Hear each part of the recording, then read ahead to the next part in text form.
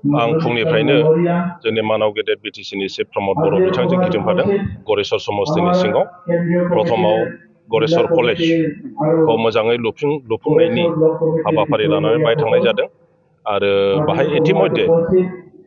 Education डिपार्टमेन्टनिफ्राय बिटिसिनिफ्राय नैबे बोसोरनैनि गेजेराव 3 कौटिसोनि इनफ्रास्ट्राक्चार create खालामनाय जादों बावैनो गोल्डेन जुबली जागोन बेखौ बोरै लुफुंनो आरो बेनि थाखाय आरो साबसिन इनफ्रास्ट्राक्चार मा नांगौ बेफोरखौ लुफुंनायनि बाथ्रा सावरायनाय जादों बेनि उनावहाय मोनसे रुंसारि सुजित नार्जारी मेम'रियेल अडिट'रियाम बेखेवनाय जादों सुजित नार्जारी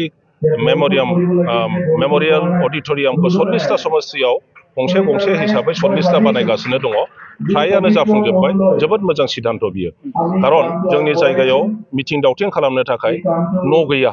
आरो बे अडिट'रियामखौ खालामनायनि उनावहाय प्रत्येक जाथि गस्थि जिखुनु मिथिं दावथिं जानांगौब्ला दा मोजां मोनसे सुबिदा फैबाय बेनि उनावहाय स्कुल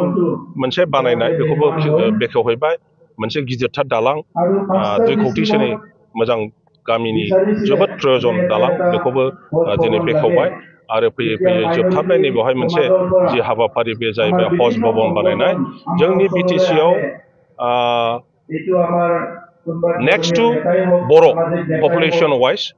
माइनरिटि मानसि बिथांमोन दङ आरो बिथांमोनहा बोसोरफ्रोमबो हजआव थाङो हिसाबै बेहाय हज भवन गोदोनिफ्रायनो लुबैबाय थादों दा प्रमद बर' बिथांनि सरकारनि दैदेननायाव मोनबा डिस्ट्रिक्टआव मोनसे हज भवन बानायनायनि सिद्धान्त फैदों जोबोद मोजां आरो बिब्दिनो मोनफ्रोमबो जाथि गस्थिनि जि आसा खालामनाय आसा आकांक्षा बिथांमोनहा जायखौ लुबैदों जि एसपिरेशन बेफोरखौ जुदि नायै मावफुंनानै होनो हायोब्ला गमामायैनो बिटिसिआव मोजां बिदा फंबाय प्रत्येक जाथि गस्थिनि गेजेराव अनलायनाय शान्ति परिस्थितिया गमामायै फैमारगोन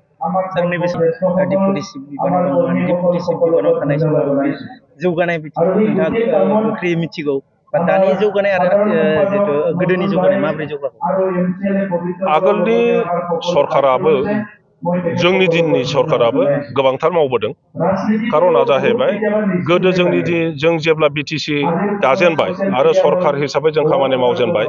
बे समावहाय इक'नमिक इनफ्रास्ट्राक्चार होननाय जेबो गैयामोन जोङो शून्यनिफ्राय आरम्भ खालामनांदोंमोन आरो बै समावहाय बाजेट जि इउनियननि फैसा फैयो बेबो जोबोद एसेल'थारमोन बेनिखायनो खामानिफ्रा लासै जादों दा फैयै खामानि मावनोबो रोंबाय जोंनि प्रयोजन बुस्थुफोरखौबो जों साबसिनै मिथिबाय आरो प्रमद बर' बिथाङा राजनैतिक क्षमतायाव फैनायनि उनावहाय जोंनि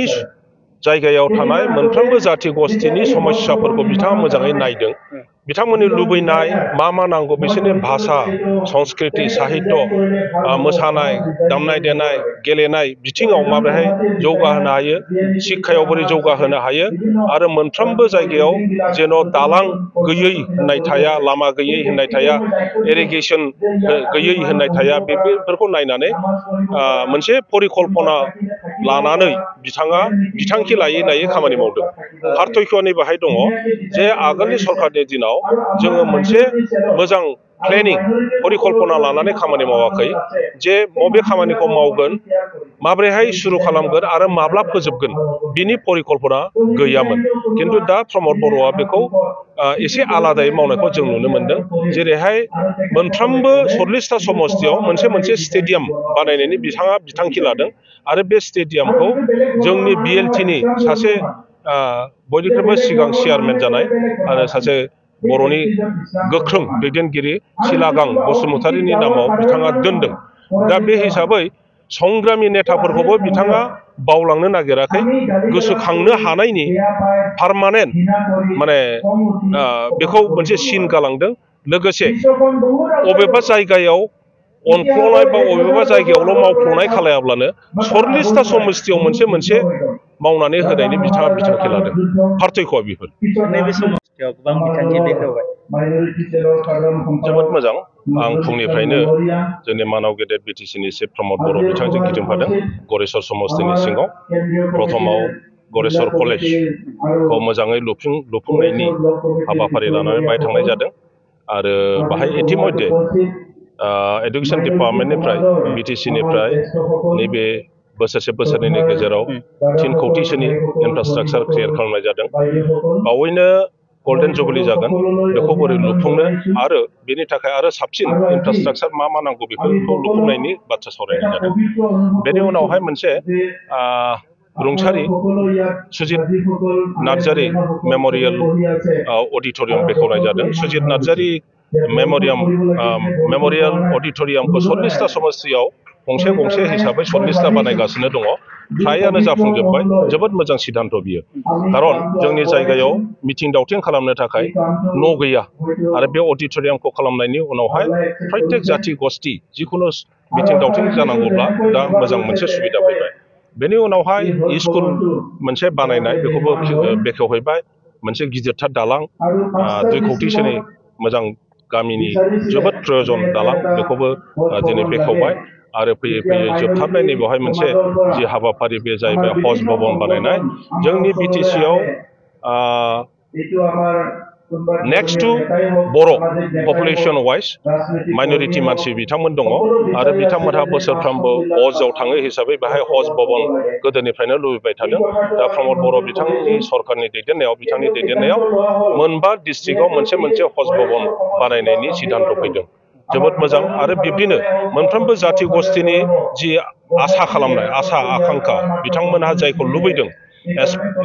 जि एसपिरेसन बेफोरखौ जुदि नायै नायै मावफुंनानै होनो हायोब्ला गमामायैनो बिटिसिआव मोजां बिदा फंबाय प्रत्येक जाथि गस्थिनि गेजेराव अनलायनाय सान्थि परिस्थितिया गमामायै फैमारगोन। सार नैबे डिपुटि चिफ बिबानाव दङ। डिपुटि चिफ बिबानाव थानाय समाव जौगानाय बिथिंखौ नोंथाङा गोख्रैयै मिथिगौ, बा दानि जौगानाय आरो जिहेतु गोदोनि जौगानाय माबोरै जौगाखो? आगोलनि सरकाराबो जोंनि दिननि सरकाराबो गोबांथार मावबोदों। खारना जाहैबाय गोदो जों जेब्ला बिटिसि दाजेनबाय आरो सरकार हिसाबै जों खामानि मावजेनबाय, बे समावहाय इक'नमिक इनफ्रास्ट्राक्चार होननाय जेबो गैयामोन। जोङो शून्यनिफ्राय आरम्भ खालामनांदोंमोन आरो बै समावहाय बाजेट जि इउनियननि फैसा फैयो बेबो जोबोद एसेल'थारमोन। बेनिखायनो खामानिफ्रा लासै लासै जादों। दा फैयै फैयै खामानि मावनोबो रोंबाय, जोंनि प्रयजन बुस्थुफोरखौबो जों साबसिनै मिथिबाय आरो प्रमद बर' बिथाङा राजनैतिक क्षमतायाव फैनायनि उनावहाय जोंनि जायगायाव थानाय मोनफ्रोमबो जाथि गस्थिनि समस्याफोरखौ बिथाङा मोजाङै नायदों। बिथांमोननि लुबैनाय मा नांगौ बिसोरनि भाषा संस्कृति साहित्य मोसानाय दामनाय देनाय गेलेनाय बिथिङाव माबोरैहाय जौगाहोनो हायो, शिक्षायाव बोरै जौगाहोनो हायो आरो मोनफ्रोमबो जायगायाव जेन' दालां गैयै होननाय थाया, लामा गैयै होननाय थाया, इरिगेसन गैयै होननाय थाया, बेफोरखौ नायनानै मोनसे परिकल्पना लानानै बिथाङा बिथांखि लायै लायै खामानि मावदों। पार्थक्यनि बाहाय दङ जे आगोलनि सरकारनि दिनाव जोङो मोनसे मोजां प्लेनिं परिकल्पना लानानै खामानि मावाखै, जे बबे खामानिखौ मावगोन, माब्रैहाय सुरु खालामगोन आरो माब्ला फोजोबगोन बिनि परिकल्पना गैयामोन। खिन्थु दा प्रमद बर'आ बेखौ एसे आलादायै मावनायखौ जों नुनो मोन्दों। जेरैहाय मोनफ्रोमबो 40टा समस्तियाव मोनसे स्टेडियाम बानायनायनि बिथाङा बिथांखि लादों आरो बे स्टेडियामखौ जोंनि BLTनि सासे बयनिख्रुइबो सिगां चेयारमेन जानाय आरो सासे बर'नि गोख्रों दैदेनगिरि सिलागां बसुमतारीनि नामाव बिथाङा दोनदों। दा बे हिसाबै संग्रामि नेताफोरखौबो बिथाङा बावलांनो नागिराखै, गोसोखांनो हानायनि पार्मानेन्ट बेखौ मोनसे सिन गालांदों। लोगोसे अबेबा जायगायाव अनफ्लंनाय बा अबेबा जायगायावल' मावफ्लंनाय खालायाब्लानो 40टा समस्तियाव मोनसे मावनानै होनायनि बिथाङा बिथांखि लादों। पार्थक्यआ बेफोर।